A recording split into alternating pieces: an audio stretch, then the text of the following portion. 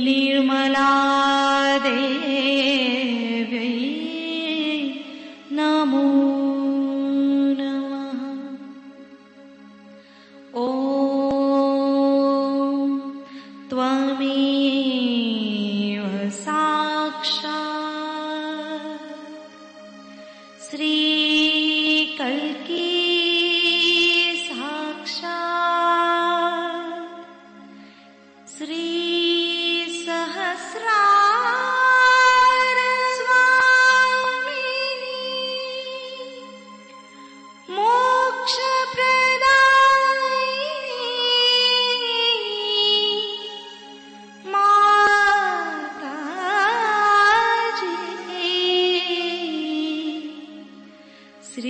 निर्मला देव्यै नमो नमः।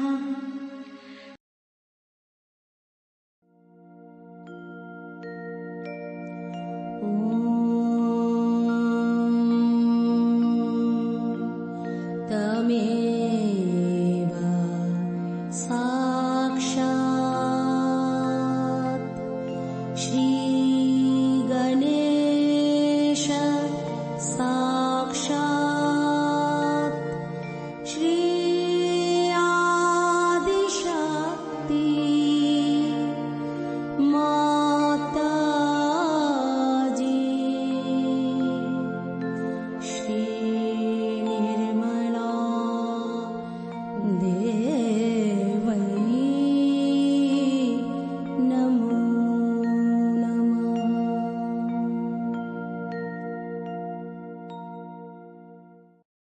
जय श्री माता जी। दोनों हाथ माँ के सामने हृदय में श्री माता जी को नमन करेंगे। श्री माता जी की छवि को अपने सेंटर हृदय पर स्थिर करेंगे। परम पूज्य श्री माता जी, कृपा करके हम सभी के हृदय को अपने रहने के योग्य बनाइए। श्री माता जी, हम सबको क्षमा कर दीजिए, हम सभी अज्ञानी हैं।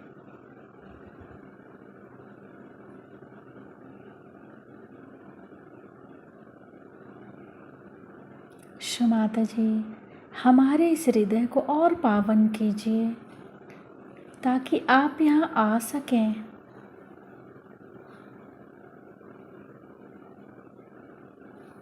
माँ की छवि को सेंटर हृदय पे निरंतर देखते हुए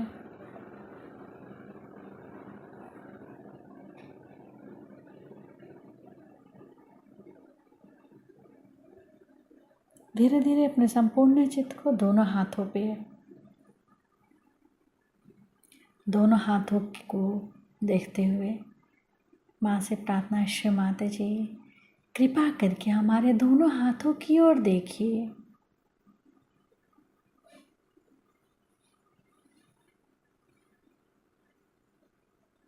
धीरे धीरे अपने संपूर्ण चित्त को सेंटर मूलाधार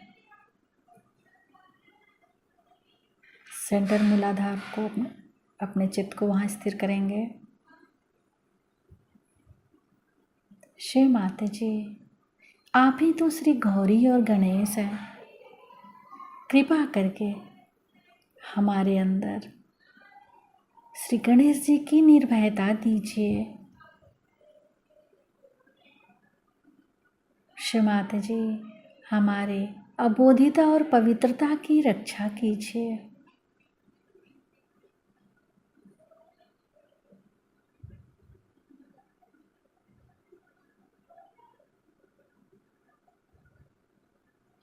धीरे धीरे अपने संपूर्ण चित्त को सेंटर स्वादिष्ठान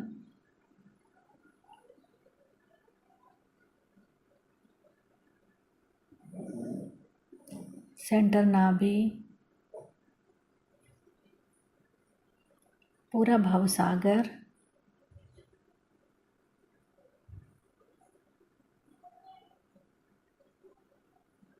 सेंटर हृदय,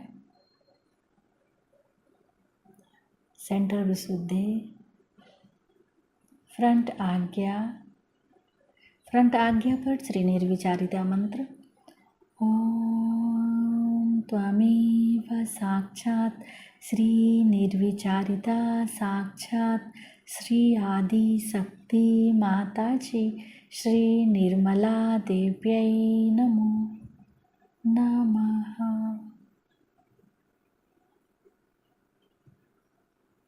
बैक आज्ञा।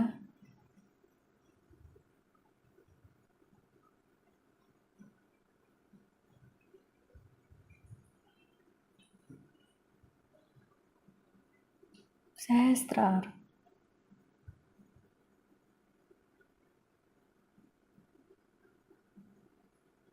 सहस्त्रार पर एक चित रहेगा, एक चित सेंटर मूलाधार,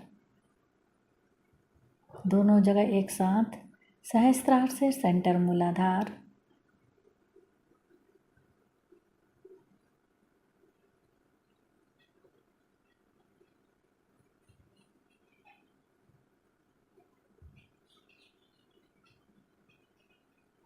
अब अपने संपूर्ण चित्त को सहस्त्रार पर रखें। अमृतवाणी सुनेंगे। आज शिवरात्रि के शुभ अवसर पे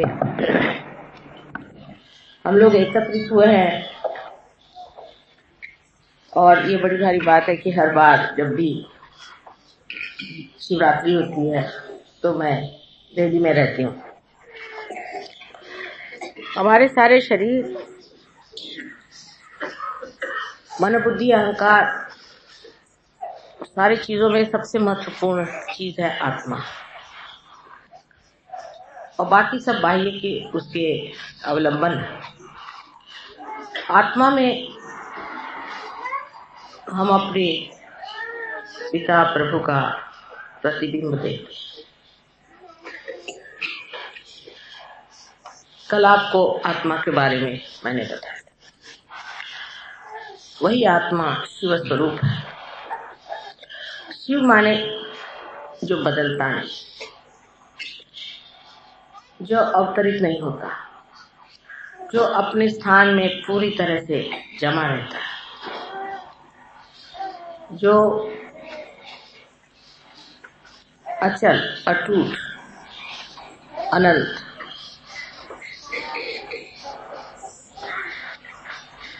ऐसा वर्णित है। उस शिव की आज हम अपने अंदर पूजा कर रहे हैं। वो हमारे अंदर प्रतिबिंबित है। कुंडलिनी के जागरण से हमने उसे जाना है और उसका प्रकाश जितना जितना प्रज्वलित होगा उतना हमारा चित्त भी प्रकाशमय होता है। लेकिन इस शिव के ओर ध्यान देने की बहुत जरूरत है। शिव के प्रति पूर्णतया उन्मुख होने के लिए, उस तरफ अपने को पूरी तरह से ले जाने के लिए हमें जरूरी है कि ये समझ लेना चाहिए कि उसकी तैयारी क्या है। जैसे एक कंदील में आपने जोत बार दी, लेकिन कंदील इस योग्य न हुआ कि उस जोत को अपने अंदर संभाले,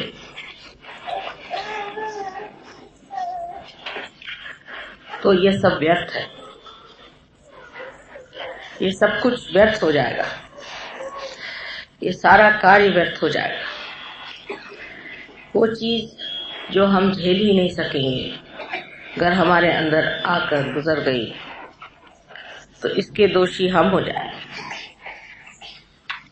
इसके बारे में हम लोग अभी बहुत अनभिज्ञ हैं कि इसका तेज, इसका सौंदर्य सारे संसार को प्रभावित करता है और सारे संसार में इसकी महिमा इतने जोरों में फैलती है कि उसके लिए कोई भी ऊपरी तरीके से बताने की जरूरत नहीं। अंदर ही अंदर इसकी लौ बढ़ती है। बस उस लौ को जीवित रखने के लिए सबसे पहली चीज है कि हम अपने कुंडलिनी को नीचे नहीं गिरने दें। कुंडलिनी इसलिए नीचे गिरती है क्योंकि हमारे अंदर बहुत से पुराने विचार, पुरानी कंडीशनिंग, और इसलिए भी गिरती है कि हम फ्यूचरिस्टिक बहुत हैं। जैसे हम अपने दिल्ली का विचार करें तो दिल्ली में कुछ लोग तो बहुत पुराने विचार के, पुराने व्यवस्था के अनुसार रहते रहे। उनके अंदर ऐसी ऐसी भावनाएं बनी हुई हैं कि जिनको निकालना भी बहुत मुश्किल है, क्योंकि वो धर्म के ही नाम पर ये सब चीजें सीखे कि यही धर्म है, इसी में रहना चाहिए, यही सत्य है, यही सब कुछ हमें परमात्मा की ओर ले जाए।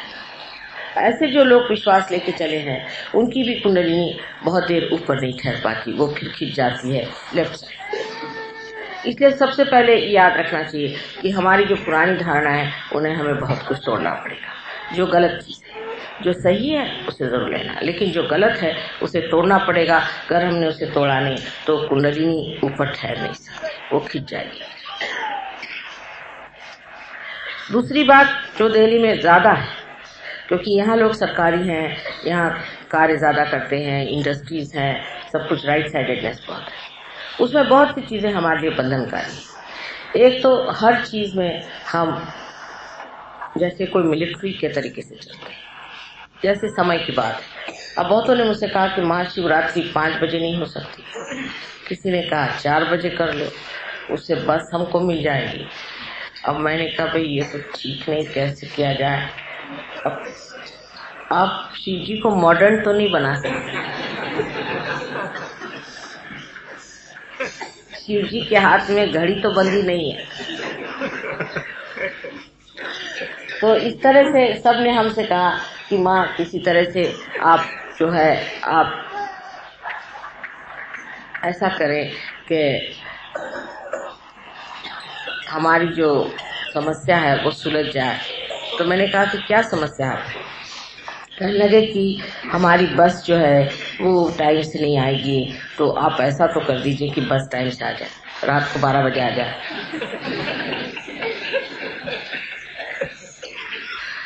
इस तरह के अनेक प्रश्न इस तरह की बातें, ये बहुत उछली बात है, बहुत उछली। आपने अभी तक किया ही क्या है धर्म के लिए? शिव को प्राप्त करने के लिए पार्वती जी ने कितने वर्षों तक तप किया था। पार्वती जी ने, जो स्वयं साक्षात आदिशक्ति। आपने कौन सा तप किया, कौन सी मेहनत उठाई? एक रात की चलो सही जागरण ही हो जाए शिव जी के नाम पर। आपने ऐसा कौन सा त्याग किया है शिव जी के नाम पर, या कौन सी विशेष आपने कार्य प्रणाली ली है कि जिससे आप चाहते हैं कि शिवरात्रि भी बदल जाए? जो चीज अटूट है उसको दिन में कैसे माना जाएगा, ये मेरी समझ में नहीं आ रहा था। तो मैंने कहा किसी तरह से सो जाए, तब तो कोई जगाएगा नहीं शिव जी। लेकिन समझने की बात है कि हम लोग इतने उछले ढंग से परमात्मा को जानने की कोशिश करते हैं, ये बड़ी गहन चीज है।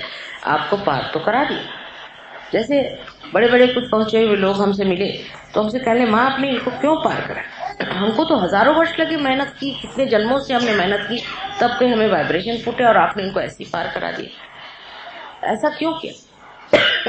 हमने कहा भाई समय आ गया है, ऐसा समय है इस वक्त बहुतों को पार कर। लेकिन इसका मतलब ये नहीं कि आप लोग उदासीन तरीके से इसकी ओर देखें और अपनी साधना ऐसी कर दें कि जो बिल्कुल ही निम्न स्तर की। और इसी पर मैं आज आपसे कहना चाहती हूँ, दिल्ली में खास कर मैं एक चीज देखती हूँ कि लोगों में साधना बहुत कम है। ध्यान कैसे करना चाहिए, ध्यान में कैसे बैठना चाहिए, ध्यान का कार्य कैसा होना चाहिए, ये सब जानने के प्रति बहुत कम लोग रहते हैं। ज्यादातर मेरी बीवी ठीक हो जाए, मेरा लड़का ठीक हो जाए, मेरी लड़की की शादी हो जाए, लड़की की शादी हो जाए और मेरा घर बन जाए, और अगर ज्यादा से ज्यादा कि एक आश्रम बन जाए। हम अपने अंदर अगर शिव को जागरूक रखना चाहते हैं तो पहले हमें आश्रम बनना चाहिए। उसके लिए तपस्या होती है, उसके लिए मेहनत होती है। बगैर मेहनत के कार्य नहीं होता। बगैर मेहनत के मैंने आपकी कुंडलिनी नहीं जगाई, ये समझ लेना चाहिए। कहने को तो ठीक है कि स्वभाव है, स्वभाव तो हजारों वर्षों से रहा है, लेकिन कुंडलिनी जो जगाई है, बड़ी मेहनत की मैंने भी, बड़ी तपस्या की। उस मेहनत की वजह से ही आज आप हजारों के तादाद में पार हो रहे हैं। और उतना ही नहीं, अब भी बहुत मेहनत करती हूँ, बहुत मेहनत करती हूँ। इतनी मेहनत करती हूँ कि कभी कभी लोग घबरा जाते हैं। लेकिन आप लोगों के लिए मैं देखती हूँ कि मैं साल में 2-3 दिन के आती हूँ, उस दिन भी आप यही कहते हैं कि माँ 4 बजे आप शिवरात्रि करिए। कुछ भी अपने अंदर डिसिप्लिन नहीं होगी। हम अपने शरीर को जब तक इसमें जीतेंगे नहीं, तब तक इसमें मंदिर कैसे बनेगा।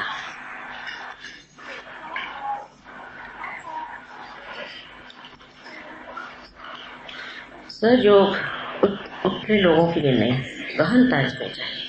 और गहनता ऐसी चाहिए कि गंभीरता से, ठहरेपन से रोज आपको ध्यान करना चाहिए। रोज हमें टाइम नहीं मिलता। किसी ने कहा माँ संडे के दिन न करिए शिवरात्रि, क्योंकि सिनेमा होता है तो बहुत कम लोग आएंगे। मैंने कहा बहुत अच्छा।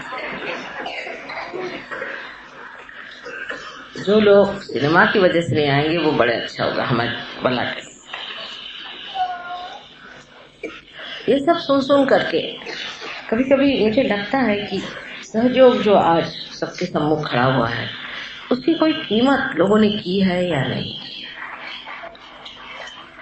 जब तक आप इसकी कीमत नहीं करेंगे, तब तक ये कार्य निष्पन्न नहीं होगा और ये बात बनने नहीं वाली। हम लोग बहुत बड़ी बड़ी बातें करते हैं कि हमने विश्व धर्म बना दिया और सारे विश्व का उत्थान होने वाला है। आप लोग अपनी आदतें कम से कम बदलिए। आज 12 साल से मैं देख रही हूँ कि बहुत कम आदत हम लोग अपनी बदल पाए। हम याद गए थे, वहाँ किसी सज्जन के बारे में किसी ने कहा कि वो तो सहयोगी हैं और अपनी माँ को बहुत सताते हैं। माँ का बिल्कुल ख्याल नहीं करते, उनकी कोई इज्जत नहीं करते, और माँ बेचारी बहुत सीधी सरल औरत है। सुन के मेरा एकदम जी बैठ गया कि कैसे हो सकता है, कि कितनी बदनामी की बात है कि अगर माँ सहज सरल है और लड़की की माँ है तो लड़के के पे तो माँ का हक होता है। हाँ, लड़की की माँ तो दूसरी बात, पर लड़के की माँ है, उसको तो संभालना ही पड़ेगा, उसको कहाँ फेंक दीजिएगा। और जब वो सहज सरल है तब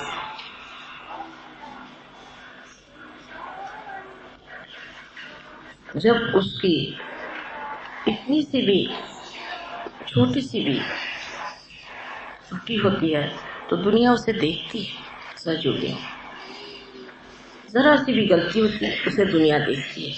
और बहुत बार मैंने ये देखा कि लोग ये कहते हैं कि आश्रम में जाओ तो ऐसा लगता है कि सहयोग नहीं करना चाहिए, क्योंकि यहाँ के लोग बड़े उद्दाम हैं, बहुत बदतमीजी से बात करते हैं, बहुत अहंकारी लोग हैं, बड़े अभिमानी हैं, और इस तरह से हमको ट्रीट करते हैं कि अच्छा नहीं लगता, उनमें कोई प्रेम ही नहीं। क्योंकि आपसी की बात है, मैं आपसे कह रही हूँ कि आप इसको सुव्यवस्थित कर लीजिए। प्रथम तो हमें अपनी रचना जो होती है, जो कि जीभ हमारी है, उसको बहुत ही ट्रेनिंग देनी पड़ेगी। पहले तंबाकू खाने से, दुनिया भर की चीजें करने से हमारी जीभ खराब होगी। दूसरे गुस्सा करने से भी हमारी जीभ खराब होगी। और जीभ में खाने की भी बड़ी लालसा है। जीभ अगर ठीक हो गई तो मैं सोचती हूँ कि 50% काम हमारा हो। जीभ का मतलब यह है कि हर समय खाने की लालसा करना, दूसरों से बुरी तरह से बात करना, दूसरों को झाड़ना, गंदी बातें मुंह से निकालना, ज्यादा वाचालता करना, ये सब बातें सहयोगियों को शोभा नहीं। और खाने के मामले में भी लोगों में मैं देखती हूँ कि इतनी ज्यादा रुचि है खाने में कि रात दिन विचारिए कि क्या खाना, यानी मुझे तक खिला खिला के आप लोग मार डालते हैं। मुझे तो कोई रुचि नहीं खाने में, आप जानते हैं। मुझे तो कोई चीज का कोई शौक ही नहीं कि ये चीज बस चना मिल जाए काफी है।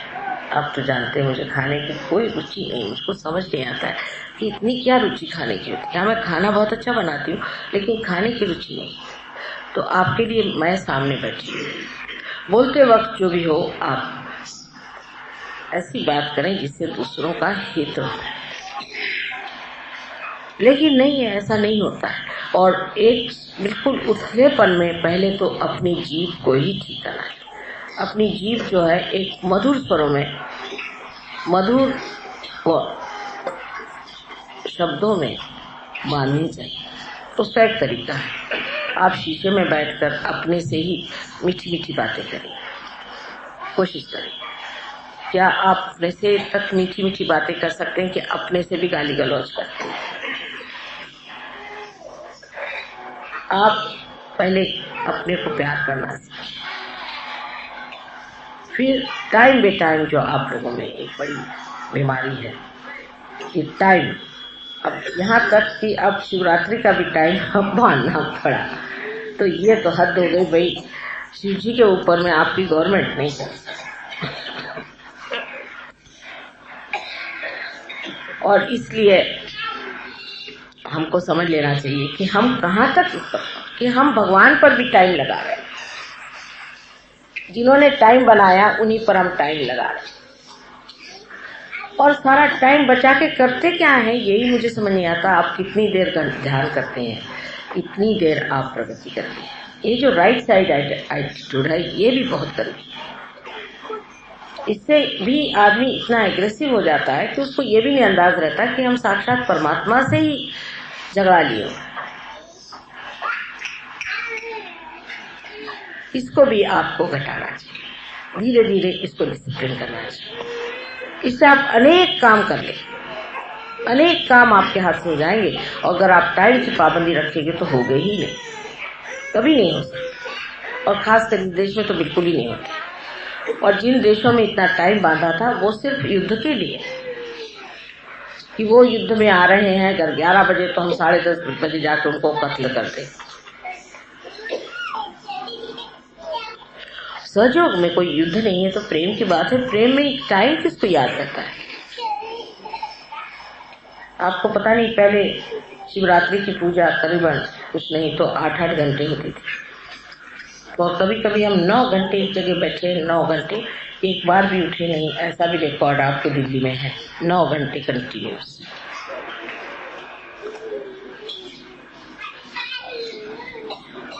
इसलिए आपसे मुझे कहना है कि पहले आप समर्थ हो जाइए। जब तक आप समर्थ नहीं होते हैं तब तक मुझे डर ये लगता है कि कोई भी अगर बड़ा भूत यहाँ आ जाए और कोई भी तांत्रिक यहाँ आ जाए या कोई ऐसा आदमी आ जाए जो कि जरा सा भी आपसे जोरदार नेगेटिव हो तो आपको खा जाएगा सबको। मैं इसको आपको एक उदाहरण देती हूँ। ब्राइटन एक जगह है जहाँ पर कि समुद्र होते हुए भी लोग बहुत फ्रेंडली जिसे कहते हैं, उथले लोग होते हैं। और इसकी वजह से जब ब्राइटन में हमने सेंटर शुरू किया, काफी लोग सहयोगी हो गए। कोई नई चीज आती तो आ गए उसमें, लेकिन उथले लोग। वहां पर एक साहब हमारे प्रोग्राम में आए, उनका नाम था कुछ माइकल वाइकल, ऐसी बेकार आदमी थे। और आ करके वो बहुत ज्यादा बोलने लगे कि माँ तुम ये हो और वो हो वो हो। तो हम समझ गए तो भूत आदमी है, बेकार में आए हुए। तो हमने कहा अच्छा आप आइए, हमारे घर पे आइए, हमें मिलिए, अभी यहाँ नहीं, आप शांत रहिए। उसके बाद में वो आए नहीं घर वर पे कुछ। उन्होंने सारे लोगों से जाके बताया कि देखो माँ मुझे कितना मानती है, मैं कितना शक्तिशाली हूँ कि माँ ने मुझे अपने घर पे और विशेष रूप से मुझे घर पे बुलाया है। तो सब लोग उससे अभिभूत हो, और इस कदर अभिभूत हो गए कि वो दूसरी कोई बात सुनने को ही तैयार। एक वहां पर साहब थे, उन्होंने कहा कि नहीं भाई ये तो कुछ अजीब ही आदमी लगता है, तुम माँ से तो जाके पूछ लो। तो कहले माँ तो अभी इंडिया में है। जब माँ आएगी तब पूछेंगे, वैसे ये है बहुत अच्छा। उसने कहा कि सबको आपस में प्यार करना चाहिए, दुलार करना चाहिए और खूब आपस में घंटों बातें करें और इधर उधर की औरतों से दोस्ती और सब शुरू हो गया और उसको वो लोग मोहब्बत कहने लगे। करते करते जब हम वापस लौटे तो एकदम से मुझे लगा कि ब्राइटन में हो क्या रहा है, पता करें। तो मैंने खबर करी, वहां पर एक थे, उनको तो वो आए, उनका माँ यहाँ क्या हो रहा है, एक आदमी आया हुआ है, उसके सब इसमें फंसे हुए। तो मैंने फौरन फोन करके वहां से एक जो लेडी थी जो उनके संचालन करती थी उसको खबर करी कि तुम यहाँ आओ। उनसे मैंने बताया कि ये आदमी एकदम झूठा है, गलत है और इसके चक्कर में नहीं माँ वो तो प्यार है, वो तो फलाना है। उससे तो हमसे कहा कि माँ का जीवन अब कुछ रहा नहीं है, ज्यादा दिन मैं ही उनकी जगह आया हूँ और सब बातों में मैं विश्वास करती हूँ। मैं कहा अच्छा ऐसा कहता है। मैंने कहा बिल्कुल आप इसे छोड़ दीजिए, इसकी कोई जरूरत, अब तो मैं जीवित हूँ आपके सामने, आप मेहरबानी से इसे छोड़ दीजिए और इसको आप पूरी तरह से कह दीजिए कि आप चले जाए। लेकिन वो चक्कर ऐसा चल पड़ा कि उसको छोड़ ना पाए। वो वापस गई तो भी वही चक्कर चलता पड़ा। अंत में फिर तुम तो जानते हो तुम्हारी माँ योग माया है, हमने अपना चक्कर चलाया तो वो एक रात एक औरत को लेकर उन लोगों का सबका सामान उठा करके मार दिया, तब इनकी खोपड़ी थी। पर अब भी वो जो औरत थी जो उसने सारा ऑर्गेनाइज किया था, इतना महत्व किया था, अब भी वो सहयोग में जम नहीं पाई। अब सहयोग से निकल ही गई। हमने कहा तुम आया ना। तो अगर आप कमजोर हो जाएंगे तो सारे के सारे गिल पकड़ में आ जाएंगे और आपकी जब तक संवेदना बढ़ेगी नहीं तब तक कैसे होगा। और दिल्ली वालों की संवेदना बड़ी कमजोर है, सबसे कमजोर, सारे सहयोगियों में सबसे कमजोर दिल्ली वालों की संवेदना। उनको कुछ महसूस नहीं हो रहा, वो कुछ जान ही नहीं पाते कि कौन आदमी अच्छा है बुरा है, किसके वाइब्रेशंस ही नहीं जानते। और कोई भी ऐसा आदमी आ जाए तो उसके चक्कर में आ जाते हैं और गलत धारणा को ही मान करके उसके चक्कर में आकर के अगर कोई यहाँ पक्का तांत्रिक आ जाए तो आपको तो बेवकूफ बना ले जाएगा। इसलिए अपनी जो है सत्ता बनानी पड़ेगी, अपनी संपदा बनानी पड़ेगी। इतना ही नहीं, अपनी अवस्था अपनी ही जमानी पड़ेगी, नहीं तो काम नहीं होना। इस चीज पर मैं आपसे इतना ही कहूंगी कि हमसे जितनी मेहनत बनी हमने कर दी है और अब आपके लिए उचित है कि आप इससे आगे की जो मेहनत है वो करें। अगर आपने अपनी मेहनत नहीं की तो हम आपका सहारा कहाँ पर दे सकते। मुझे कभी कभी बड़ा डर लगता है कि एक साधारण सा मनुष्य जो कि शूद्र सा है, जो कि एकदम से आप समझ सकते हैं कि एकदम शूद्र है, उसी को खोपड़ी बिठा लेते हैं और फिर मुझसे आर्ग्यू भी करते हैं कि नहीं ये आदमी ठीक है। कि कितनी दुखदायी बात है। मुझे आश्चर्य भी होता है और दुख भी लगता है कि कब ये लोग अपनी संवेदना को बढ़ाएंगे। तो आज इस विशेष दिन पर हमें अपने शिव जी को साक्षी रख के कहना है कि हम अपने अंदर इस शक्ति को पूरी तरह से ऐसे संभालेंगे कि हम शक्तिशाली हैं। रोज ध्यान करेंगे, रोज मेहनत करेंगे।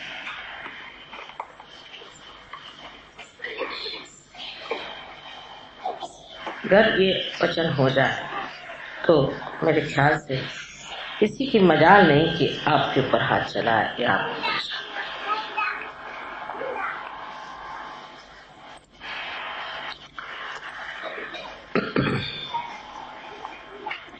हमारे अंदर जो दोष है वो कोई इतने बड़े नहीं, लेकिन सबसे बड़ा हमारे अंदर जो दोष है वो है इच्छा। जब तक हमारे अंदर शुद्ध इच्छा परमात्मा को पाने की तीव्र न हो जाए तब तक कोई भी नहीं काम कर सकता। हम कुछ भी कहें सब बेकार जाए, हम कुछ भी बोले सब बेकार जाए। सिर्फ तीव्र इच्छा होनी चाहिए और आदमी को इस तरह से कहना चाहिए कि ये मेरा कर्म नहीं है, ये मेरा जीवन नहीं है, ये मेरा ब्रीद नहीं है, पर एकमेव लक्ष्य ही मेरा ये, और मेरे लिए कुछ नहीं, मैं एकमेव सिवाय आत्मा के सिवाय और मैं कुछ नहीं। ऐसा अपने अंदर आप लोग 4 बार, मैं जहाँ तक समझा सकती हूँ मैंने आपको समझाया। आशा है आप लोग इसको समझने की पूरी कोशिश।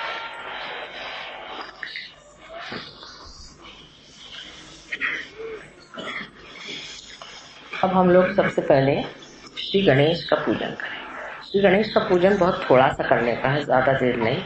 उसके बाद देवी पूजन हो करके और उसके बाद फिर हम गुरु पूजन करेंगे, जिसको कि कहना चाहिए कि शिवरात्रि का पूजन है, क्योंकि शिव ही हमारे गुरु, आत्मा ही हमारा गुरु। इसलिए इस गुरु की आप पूजा आज कर रहे हैं और इसलिए वो दोनों ही पूजा एक तरह से एक ही होता है, क्योंकि ओंकार स्वरूप गणेश है, देवी पर आत्मा की शक्ति है और आत्मा शिव है। इस तरह से तीनों चीज एकाकार है। आज का दिन बहुत ही शुभ है। आशा है शुभ मुहूर्त पे शुरू हुआ है और आपके अंदर ही सब कुछ शुभ करेगा।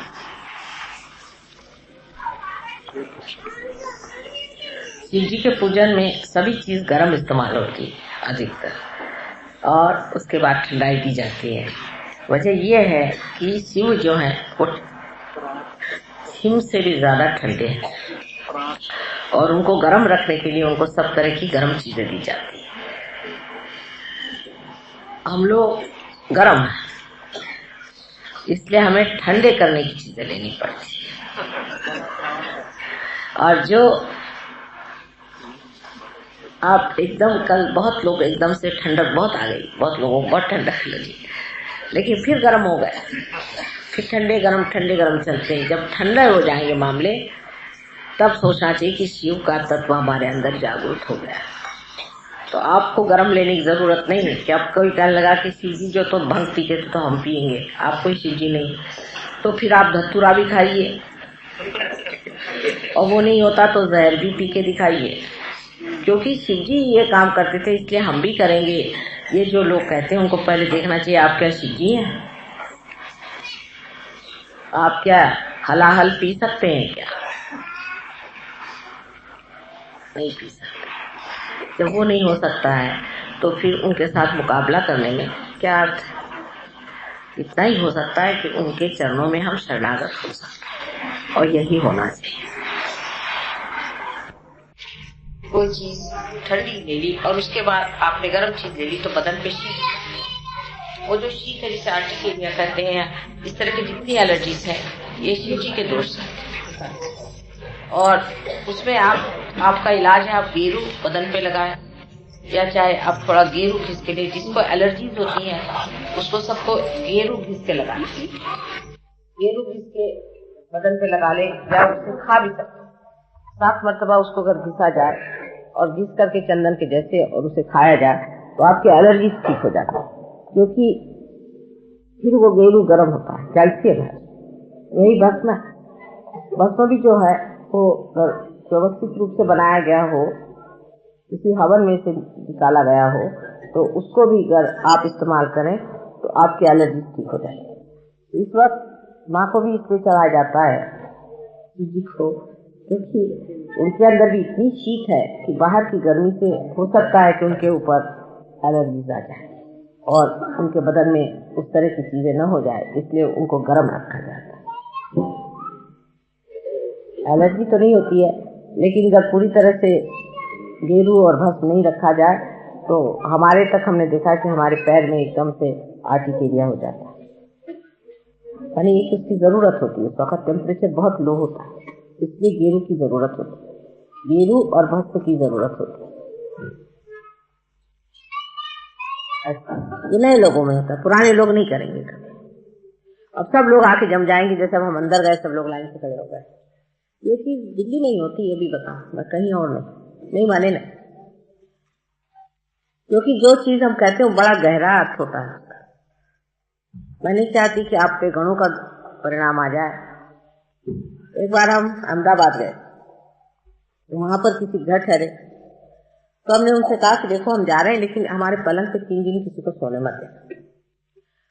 उनको लगा ऐसी माँ ने कहा होगा, तो उनकी लड़की सोई, तो उसने कहा कि रात भर तो मुझे नींद नहीं है और कोई मुझे गुदगुदी कर रहा था, जैसे मैं वहां से दूसरे दिन उनकी नौकरानी सोई, तो उस नौकरानी पे एकदम से ऊपर से ऐसा लगा जैसे कि उसके ऊपर कोई चीज आके गिर गई सर। तो उठ के देखा कोई चीज थी नहीं, वो भी उठ के भागी। तीसरे दिन फिर उन्होंने क्षमा मांगी कि माँ हमने गलती कर दी, हमको नहीं करना। बड़ों का हाथ बड़ा खराब होता है, ऐसा हाथ मारते छपट्टा मारते। मैं ध्यान देती रहती हूँ हाथ से, इनको सब हमारा प्रोटोकॉल मालूम है, कहाँ तक जाना है कहाँ। अपट से बीच में आप लोग पैर छू लेते, पट से फिर रास्ते में खड़े हो गए, माँ ये बात है, ऐसे नहीं करना। एक नियमबद्ध तरीकों से चलना है। देखिए आप अब विराट के शरीर में जा रहे हैं, अब विराट को ही परवाह है, वो आपको सब देख रहा है, अपनी बात लेकर के रोना नहीं। माँ देखो मेरे ऐसे हो रहा है, मेरे बाप कैसा हो रहा है, मेरे माँ कैसा हो रहा है, मेरे भाई कैसा हो रहा है, मेरे घर कैसा। जिसने ये बातें शुरू कर दी उसको तकलीफ ही होने वाली। आप शांति में विश्वास पूरा करके कि हाँ मैंने माँ से कर दिया, ठीक हो जाएगा, ऐसे लोगों का भला होता है, मैं पहले बता। और जो लोग बहुत सामने सामने बैठ करके और आगे आगे दौड़ते हैं, उनके बड़ा बुरा होता है, मैं पहले बताता। एक तो सहयोग से ऐसे लोग निकल ही जाते हैं सहज में, तो आगे पीछे करने कोई जरूरत नहीं। आप जब आ गए समुद्र में तो तैरते रहिए आराम से, आपको तैरना सिखा दिया, अब उसमें क्या जबरदस्ती। अभी दिल्ली की एक खास चीज मैंने देखी, अभी तक ठीक ही नहीं हो रही, पता नहीं क्यों। और जो लोग पहले के हैं उनको कोई देखते नहीं है, दिल्ली वाले जो नए आते हैं वो घोड़े पे ही सवार आते, ऐसा नहीं होना। जो आगे लोग आ चुके हैं वो किस तरह से रह रहे हैं, कैसे बैठ रहे हैं, कहाँ तक है, ये रह रहे हैं। और फिर किसी को वर्मा साहब तो कहते हैं मैं किसी को कुछ कहना ही नहीं चाहता, लोग मुझको दोष दे रहे हैं, उनको क्या दोष दे रहे, मैंने कहा है। ये कोई समझने की बात है कि आप में कितनी ज्यादा डिसिप्लिन है, कितना कायदा परमात्मा का कायदा समझ। अब ऊपर गए वहां 25 आदमी खड़े, बाहर निकले तो 10 सर पे ऐसा कायदे में जहां बैठे वहीं बैठे, स्थान पे अपना तकिया नहीं छोड़ने, जहाँ बैठे आराम से माँ के साथ ही संबंधित बैठे, ये समझना चाहिए। अगर आपका संबंध पूरा बना हुआ है तो कोई जरूरी नहीं दौड़ने, जिसका नहीं बना वही दौड़ता, ये पहली पहचान। जहाँ भी बैठे हैं वहीं से माँ को पा रहे हैं आप, माँ से वहीं से बातचीत हो रही, वहां सब कुछ। आपको हिलने की जरूरत क्या, सामने आने की जरूरत क्या, वहीं बैठने की जरूरत क्या, पैर छूने की जरूरत, कोई जरूरत नहीं। जहाँ बैठे वहीं माँ है, अपने दिल में ही है ना। ये जरा गहराई आनी चाहिए, उससे बड़ा सुशोभित लगता है। अब तो हम देहात में भी जाते हैं, वहां भी लोगों की इसकी समझ है, प्रोटोकॉल है। एक तो उत्तर हिंदुस्तान में धर्म के बारे में, देवताओं के बारे में, गणों के बारे में, गंधर्वों के बारे में कुछ मालूमात ही नहीं। एकदम हम लोग तो एकदम इधर के रहे न उधर के रहे। मुसलमानों को उनके धर्म के बारे में कुछ तो मालूम होगा, लेकिन हमको तो वो भी मालूम नहीं है। कुछ तो जाना चाहिए कि क्या चीज है, गण क्या होते हैं। माँ एक फूल दे दो हमको। अब ये फूल जितने भी होते हैं ये सब मेरे सराहने एक रात रखने पड़ते हैं, क्योंकि गणों का अधिकार है। अगर आपने फूल ले लिया तो गण आपको कुछ न कुछ चूल करेंगे, फिर मुझे मत कहना। इसलिए माँ मुझे बिंदी लगा दी, मैं कोई पुजारी थोड़ी बैठी हूँ आपको सबको बिंदी लगा दी। अगर किसी का आज्ञा मैंने घुमा दिया तो माँ अपना भी माथा लेकर के सामने खड़े। बचपन जहाँ बैठे हैं वहीं पाने की एक अपनी सिद्धता, अपनी एक ताकत, अपनी एक समझ बना लेना चाहिए। कहीं भी आप रहे हमारा चित्त वहां लगा, कहीं भी आप रहे, लेकिन पहले हमसे कनेक्शन तो पूरा जम जाए। कहीं भी कोई हमें बताने की जरूरत नहीं, कुछ हमें सब के बारे में सब कुछ मालूम रहे, लेकिन अगर आपसे हमारा कनेक्शन नहीं है तो बेकार। पहले अपना कनेक्शन जोड़िए। इससे जो नए लोग होते हैं ज्यादा दौड़ते, पुरानों को देखिए ये कैसे जगह बैठे, इनको नहीं, माँ चली गई ऊपर बैठे जहाँ के तहाँ पे ध्यान कर, है ना। अब आज से समझना चाहिए कि जो भी बात कही जाती मानना चाहिए। अगर वर्मा साहब कोई बात है उसका बुरा मानना मतलब बिल्कुल पागलपन मेरे साथ। उनको तो मैं ही सब कहती हूँ जो वो कहते हैं, वो कोई अपने मन से थोड़ी बेचारे कहते हैं।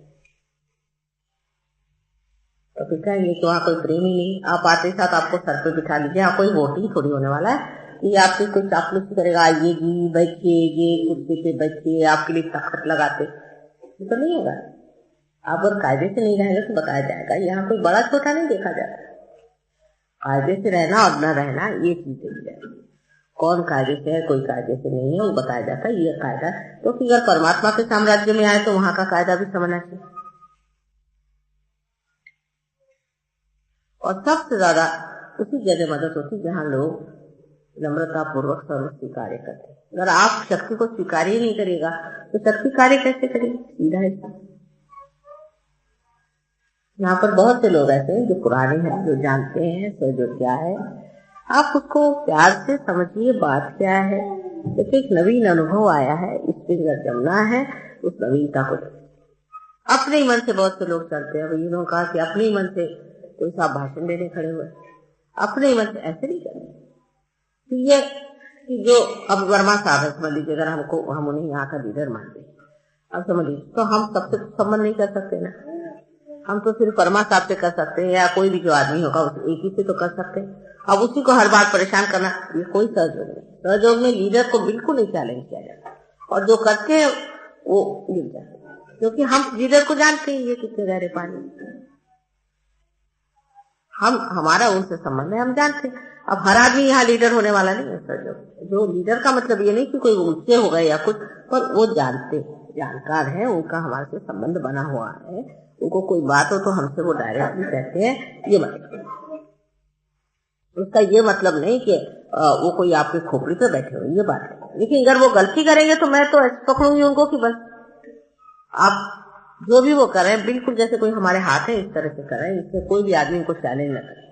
वो जो ठीक समझेंगे, जो उचित समझेंगे वो करें, और आप उनकी बात सुना करें।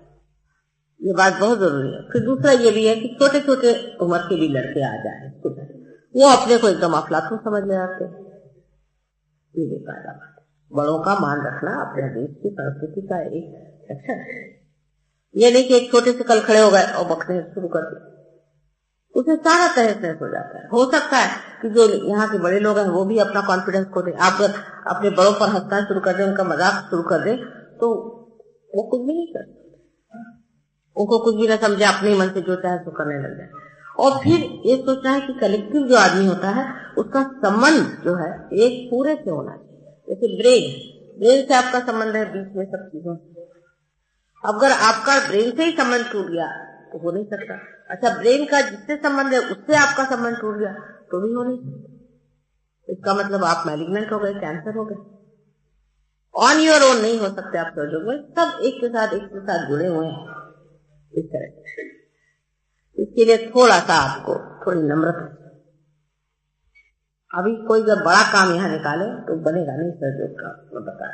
जैसे कि कोई बड़ी गुरु पूजा निकाले करना है, यहाँ नहीं हो सकता मुझे मालूम, क्योंकि अकेले 4 आदमी बस दौड़ेंगे, ऐसा और जगह नहीं है।